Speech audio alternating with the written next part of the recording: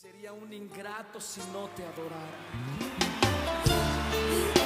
Sería un ingrato si no llorara delante de ti para adorarte, para exaltarte. Aleluya.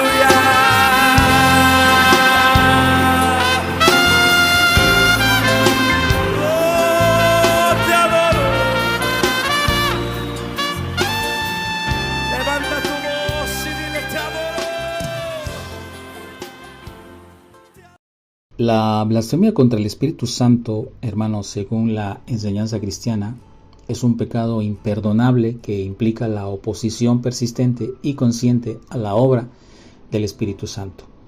Especialmente, hermano, al rechazar la verdad y la gracia de Dios revelada en Cristo. Incluso, hermano, después de nosotros haber sido expuestos a ella.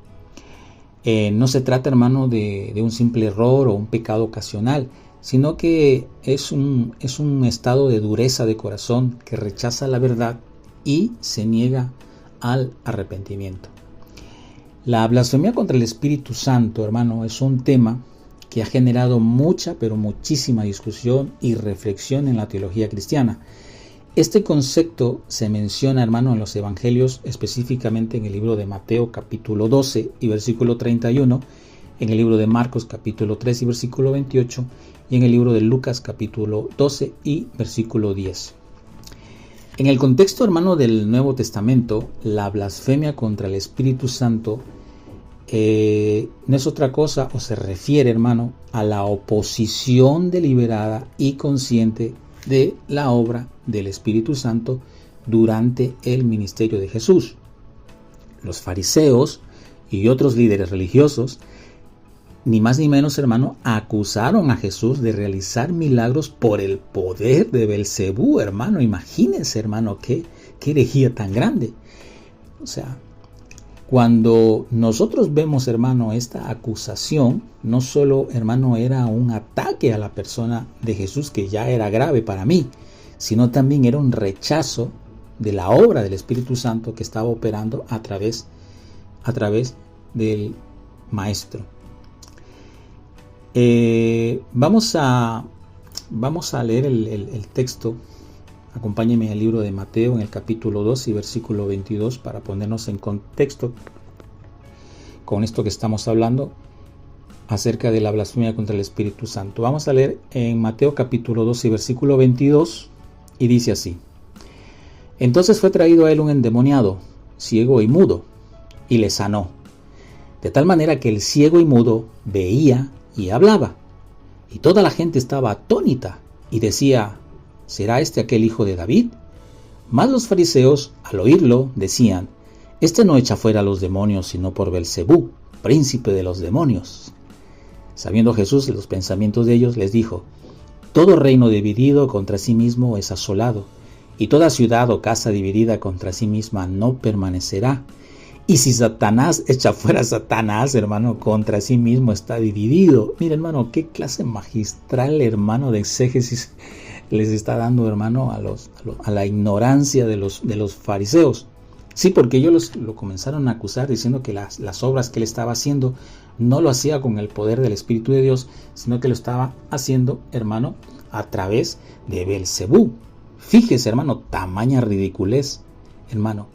Y mire lo que dice: y si Satanás echa fuera a Satanás, contra sí mismo está dividido. Obvio, hermano, obvio. ¿Cómo pues, hermano, va a permanecer su reino? Es imposible, hermano. Dice: y si yo echo fuera a los demonios por Belcebú, ¿por quién los echa a vuestros hijos? Ahí les estaba dando duro a los fariseos, hermano. Por tanto, dice, ellos serán vuestros jueces. Ahora, mire lo que dice aquí: pero si yo, por el Espíritu de Dios, echo fuera a los demonios, ciertamente ha llegado a vosotros el reino de Dios. Y en realidad, hermano, ese era todo el medio del asunto. El medio del asunto es que ellos no querían reconocer, hermano, hermano, que Él era el Maestro, que Él era el Rabí, Él era el enviado de Dios, Él era el Hijo de Dios. Y todas las cosas, hermano, porque en Él se cumplieron todas las señales que ya estaban profetizadas desde el Antiguo Testamento. Pero ellos no querían reconocer, hermano, porque estaban encegados, porque estaban ensimismados, porque les podía más el ego, porque les podía más, hermano, la avaricia. En fin, hermano, les podía más todo. Y negaron la mayor. Negaron, hermano, que los milagros y los portentos que ellos estaban viendo con sus propios ojos, estaban negando que eso venía de Dios. Y le comenzaron a atribuir eso a que lo hacía en el nombre de Belcebú. Y eso es lo que la Biblia le llama la blasfemia contra el Espíritu Santo. Ahora bien, hermano, mire, vaya conmigo al libro del mismo Mateo, capítulo 12, versículo 31. Dice así, ya que nos hemos puesto en contexto, ¿no?, con respecto a esta situación. Dice, por tanto, os digo que toda blasfemia será perdonada a los hombres, mas la blasfemia contra el Espíritu Santo no les será perdonada. Note eso, hermano. Y cualquiera que dijere una palabra contra el Hijo del Hombre, le será perdonado. Mire, si usted dice algo en contra del Hijo, pues sí, lo van a perdonar. Para mí es algo, hermano, que no es inaceptable, hermano, hablar mal del Hijo de Dios. Pero dice, bueno, si alguien habla mal del Hijo de Dios, le será perdonado. Pero, note esto, hermano. Pero, si hay alguien que hable en contra del Espíritu Santo, no le será perdonado, ni en este siglo, ni en el venidero. Note eso, hermano. Aquí, hermano, el Señor Jesús establece una distinción, hermano, entre hablar en contra del Hijo y hablar en contra del Espíritu Santo. Que nuevamente lo repito, ya para mí es una abominación hablar en contra de nuestro Señor Jesús. Pero dice, bueno, si alguien habla en contra de mí, le será perdonado. Pero lo que no será perdonado es que se hable mal o en contra del Espíritu Santo. Entonces el Señor Jesús establece esta distinción, hermano. La blasfemia contra el Espíritu Santo se considera un pecado grave, hermano, porque implica un rechazo consciente y deliberado de la verdad y de la obra de Dios. Ahora, cuando nosotros estudiamos la etimología de la palabra blasfemia, esta palabra proviene del griego blasfemia, que significa injuriar o hablar mal de. En el contexto, obviamente, se refiere, hermano, a hablar mal de la obra del Espíritu Santo que estaba haciendo a través de la vida de nuestro Señor Jesús. Vamos adelante. Mire lo que dice Marcos capítulo 3 y versículo 28. Dice, de cierto os digo que todos los pecados serán perdonados. Note otra vez, todos los pecados serán perdonados a los hijos de los hombres. Y la blasfemia que dijeren, pero el que blasfeme contra el Espíritu Santo no tendrá perdón jamás, sino que es reo de juicio eterno. Nuevamente, aquí el Señor Jesús enfatiza, hermano, la gravedad de este pecado, indicando que es un acto que lleva a la condenación eterna. La referencia que hace aquí a juicio eterno, hermano, esto sugiere que este pecado es un rechazo final, hermano, a la gracia de Dios. Es un rechazo, hermano, a priori al futuro o ahora mismo, en estos mismos momentos, cuando a alguien se le está predicando la palabra y no quiere saber nada de Dios, no quieren saber nada acerca de la salvación, le dan la espalda a Dios. Es un rechazo, hermano. Un rechazo, hermano, a la gracia de Dios. Ahora mire, en Lucas capítulo 12 y versículo 10 dice así: y todo aquel que dijere una palabra contra el Hijo del Hombre, aquí nuevamente, mire, le será perdonado, pero al que blasfeme contra el Espíritu Santo no le será perdonado. Nuevamente, este versículo refuerza la idea de que el rechazo del Espíritu Santo es un acto de desobediencia que cierra la puerta al perdón. La obra del Espíritu Santo, hermano, es fundamental para la convicción del pecado y la revelación de la verdad. La blasfemia, hermano, contra el Espíritu Santo Yo lo entiendo o lo miro de esta manera estudiando las Escrituras, o lo entiendo, hermano, como un rechazo consciente, deliberadamente y persistentemente a la obra del Espíritu Santo en la vida de las personas, en este caso, en el ministerio del Señor Jesús. Esto, hermano, esto implica que la persona ha llegado a un punto en el que no solo rechaza a Cristo, hermano, sino que también niega la obra del Espíritu Santo que testifica por medio de él. La Biblia dice: el que me rechaza a mí, rechaza al que me envió, pero el que me recibe a mí, recibe al que me envió. Es igual, hermano. Ahora, para nosotros entender esto, hermano, y yo sé que aquí nos están escuchando muchos hermanos y muchas personas que no son creyentes, pero debemos entender algo, y es muy importante saber la función de la tercera persona de la divinidad, que es el Espíritu Santo. Cuando nosotros vemos en la Escritura la frase: el Espíritu convence de pecado, justicia y juicio, se está refiriendo a la obra del Espíritu Santo en la vida de las personas, según nosotros lo vemos en el libro de Juan, en el capítulo 16 y versículo 8. El Espíritu Santo revela a las personas su condición de pecado, nos hace ver nuestra condición pecaminosa, la justicia de Dios y el juicio venidero. Nos hace ver todo eso, con el propósito, hermano, de llevar a las personas al arrepentimiento y a la fe en Jesucristo.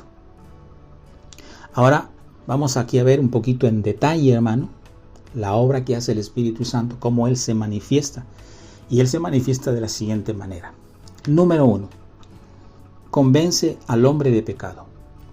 El Espíritu Santo, aquí le explico, hermano, el Espíritu Santo revela a las personas su propia pecaminosidad.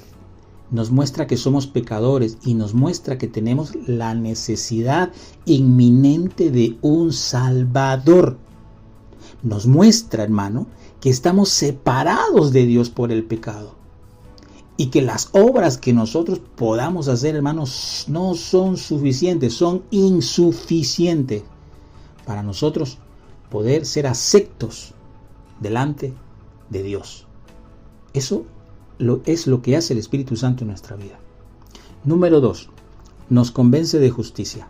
El Espíritu Santo, hermano, nos revela la justicia perfecta de Dios, que se manifiesta, hermano, en la persona y en la obra de Jesucristo.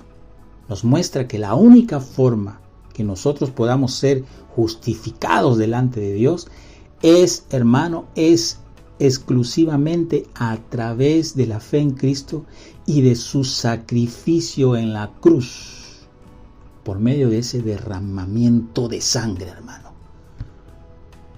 que pagó nuestras culpas y nuestros pecados. Y número 3, nos convence de juicio. El Espíritu Santo de Dios nos revela la realidad del juicio final y la condenación eterna, hermano, para aquellos que rechazan a Cristo. Les muestra que el pecado tiene consecuencias y que todos debemos de comparecer ante el tribunal de Dios o ante el tribunal de Cristo, tarde que temprano.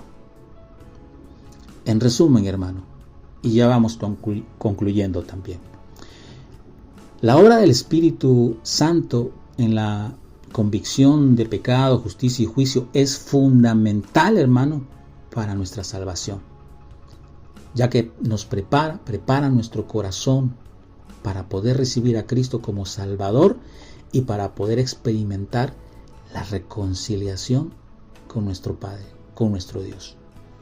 La blasfemia contra el Espíritu Santo, hermano, y esto tenemos que tomar nota, este ejemplo, por eso la Biblia nos da ejemplos para que no cometamos esos errores, hermano, y seamos humildes, no seamos altivos como fueron los fariseos, sino que vengamos con corazones humildes, dispuestos y reconociendo, hermano, que somos pecadores.